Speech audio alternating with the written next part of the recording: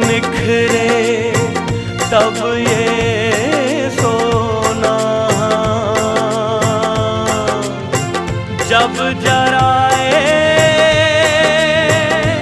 समय के आगी।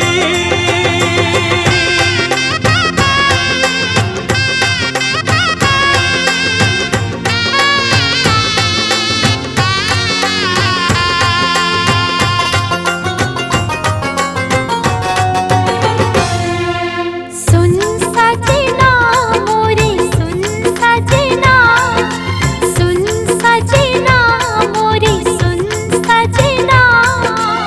थामे रही हो जिंदगी भर मैं तोरे भैया, तोरे सब दुख मैं लेके बनो छैया। जन्म जन्म की बंधना बंधेगी तोर मोर सजना। सुन सजनी सुन मोरे सजनी, तही मोर जान आऊं तही जिंदगी। मोर मयारू जोड़ी मोर संगिनी, सुख दुख माँ कब छूटे नहीं हमर प्रेम बंधना। सुन सजनी सुन मोरे सजनी।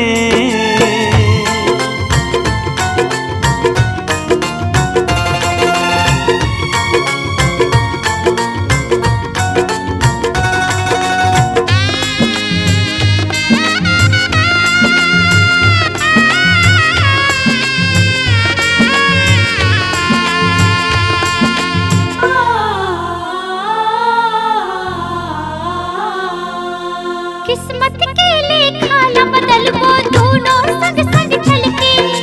खुशी खुशी सही जाओ रे सब दुख पीरा ना मिल के।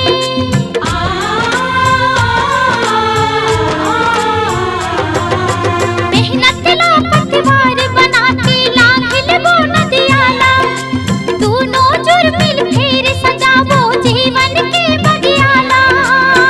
विधि के विधनाई से लिखे है विधाता, पीरित के डोर में बांधे तोर मोर नाता।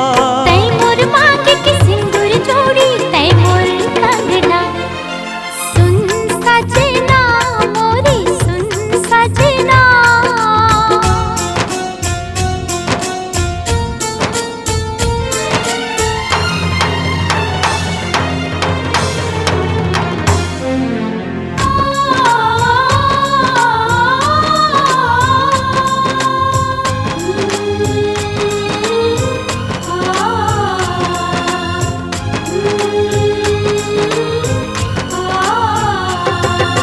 दुनिया के सब दुख ला मैं हाँ हंस के रे सह जाऊं।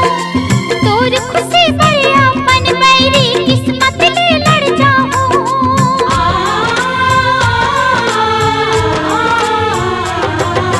तोरे सगला पाके होगे मोर जीवन उजियार। एक जन्म का सात जन्म ले अटूट हमर है प्यार। सब कुछ पा गयो मैं हाँ टोला बस पाके। सात बचन के वादा तोर संग निभा के। मनमा मंगल सूत्र बना तो राख्यो सजना। सुन सजनी सुन मोरे सजनी।